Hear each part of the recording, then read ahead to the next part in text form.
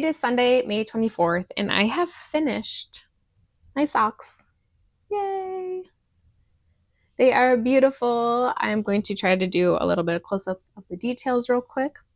So you started with this twisted rib cuff, and then you went on to these slip stitches, and then you did all of the cabling down the leg through the heel flap and down the foot, and ending with more slip stitches on the toe. There was so much going on in this pattern, but I won't lie, it is absolutely beautiful. I do really like the look of this pattern. So I'm going to flip one of my socks so that way you can see the details a little more as I talk about my kind of thoughts. Actually, everybody already knows my thoughts if you watched any, well, probably the last video. You will have known my thoughts. They have not changed much. Let me get this on here. There we go. So I just put this on sideways so that way you guys could see the detail on the foot. No, the leg. And I guess the foot. It's the same. So here you can kind of see the details a little better. We had 1, 2, 3, 4 of these little heart pretzel-y shapes. They're really pretty. I really like those. Those are probably some of my favorite look-wise of this sock. It's a beautiful sock, don't get me wrong. I'm very, very pleased with how it turned out. This is a gorgeous, gorgeous pattern. There's a lot of cable detailing throughout the entire thing. I did not go up a needle size. I used my normal US 1 2.25 millimeter 9-inch circular needle that I always use. Is what I have. The pattern does call for a 1.5 or a US 1.5, which is a 2.5 millimeter needle. And I can't remember how she recommends you knit the sock, but I just did my normal, what I always do. I did try these on. They do fit. They actually fit pretty nicely. I thought they were going to be way too tight. I'm probably not going to wear them because I'm so scared that I'll put a hole in them, and this was a lot of work that I'm not going to do again. But it is really, really pretty. So yeah, those cables are down the back of the foot as well, or the leg. Not the foot. It's not on the bottom of the foot, thankfully. Oh my goodness, that was like my saving grace in this last clue. I can't get my sock to turn that way. I was trying to get it so you could see the heel flap a little better, but I can't. But here, hold it this way. Yeah. So we continued the slip stitch. Well, it's like it's a pass over. We passed over a stitch here, a small cable here, and then the cabling, it went down to a little one down the back of the heel. But yeah, so these did fit. I was able to put them on just fine. I did try them on. I was thinking about trying to do a video, but I don't think I'm going to. But they do fit, so just trust me, bro. I don't know. This is a gorgeous pair of sock pattern. It is really pretty, but it's very, very cable heavy on small circular needles that I used. I should have just done magic loop, and I didn't. I think it would have saved my hands quite a bit doing that. We'll say still some of my favorite parts are this braid right here that goes horizontally, the cabled hearts or the pretzels, and then I love the heel. I haven't done like a textured heel like this where like a patterning is continuing down the heel, and then the pearls that we decreased and the way that we decreased too. Those were some of my favorite parts of this sock. I don't regret knitting it. My hands are definitely thankful that this MKAL is over. That being said, I do have my next MKAL picked out, and it is another cabled sock.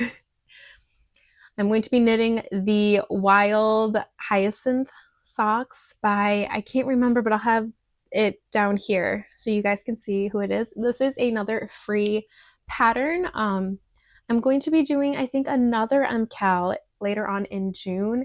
It's a shawl MKAL. I can't remember the name of it right now. I think it's the Soul Shawl MKAL by Amba O'Brien. I love her advent patterns. They are gorgeous, and I thought this would be a wonderful, I was looking at the yarn recommendations. It is a 1 skein, well, 1.5, I don't know. There was a couple different measurements that were given. Let me show you my yarns though. So reading through the Wild Hyacinth sock pattern a little bit, it is stated that it was, she used a green. I can't remember. Hang on. Let me go check some things. Yes, the Wild Hyacinth socks was designed for a souvenir skein, and it was green. And I happen to have my second choice for this MKAL. So I have this beautiful green. This one does have speckles. I think it'll be fine. But I have this beautiful green yarn that I'm wanting to use, and I think it would be perfect for this MKAL. So I will be casting these on. I believe it begins June 1st. So I have a week, and then I'm casting on another cabled sock.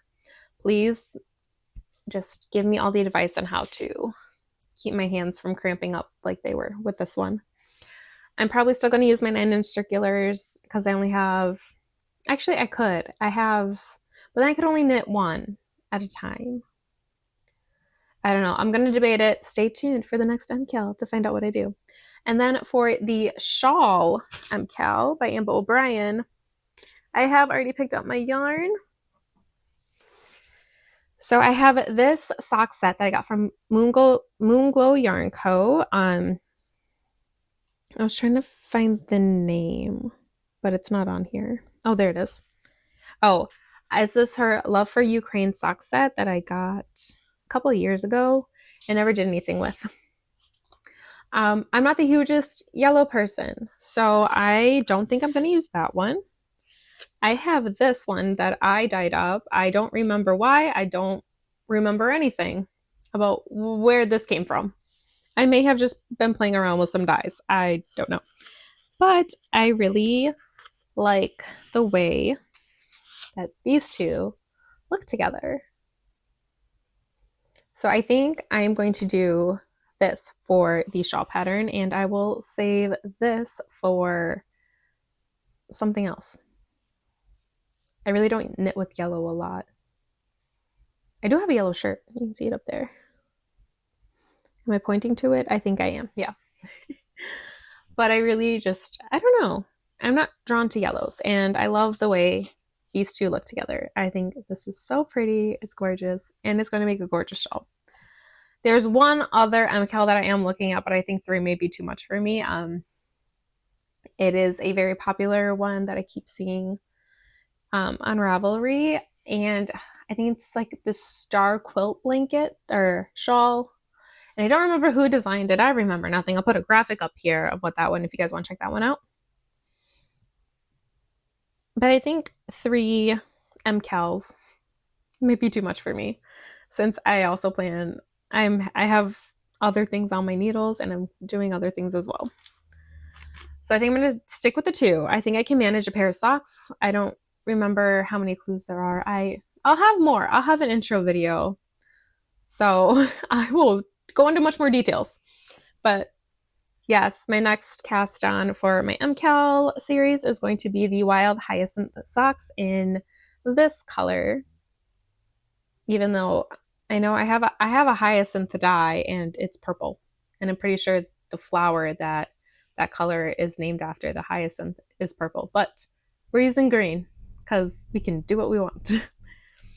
I hope you guys enjoyed the series and following me along as I knit through the Bullerby sock MKAL by Mone Dräger. I enjoyed it for the most part. I love the product, and I am a product knitter. I'm kind of a process knitter, but there is a point in my projects that I become a product knitter where I'm like, I no longer want to knit on this, but I want my end product, so I'm going to. So this was definitely a labor of love that took its toll on my hands. I do have some magnesium lotion that I have been trying to use at night, but there's something about the feel about the one I want that I'm not crazy about.